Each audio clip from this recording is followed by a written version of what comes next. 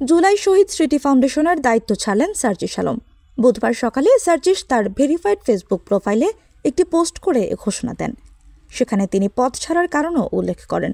তিনি পোস্টে লেখেন, জুলাই শহীদ স্মৃতি ফাউন্ডেশনের সাধারণ সম্পাদকের দায়িত্বে আমি আর নেই। এই ফাউন্ডেশনের গতি ত্বরান্বিত করার জন্য ফাউন্ডেশনের গঠনতন্ত্র, কাঠামো ও কাজের প্রক্রিয়াতে পরিবর্তন আনা হয়েছে।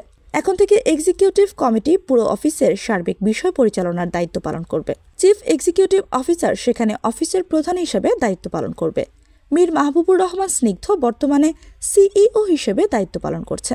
গভর্নিং বডি ফাউন্ডেশনের পলিসি মেকিংয়ে কাজ করবে, যেখানে মাননীয় প্রধান উপদেষ্টা সহ 4 জন উপদেষ্টা রয়েছে।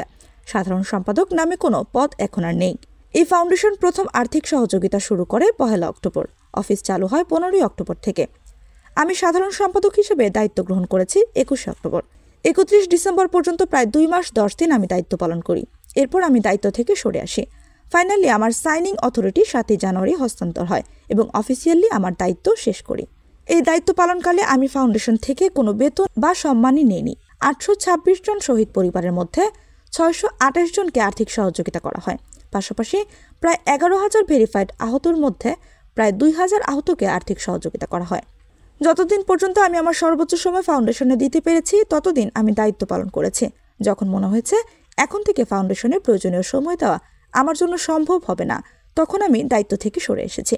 আমার কাছে নিজের সীমাবদ্ধতা অ্যাড্রেস করা এবং সে অনুযায়ী দায়িত্ব গ্রহণ বা ত্যাগ করা কোনো দুর্বলতা নয়, বরং এটাতে সৎ সাহস লাগে। আমি চেষ্টা করেছি আমার চেয়ারের দায়িত্বের সাথে সৎ থাকতে।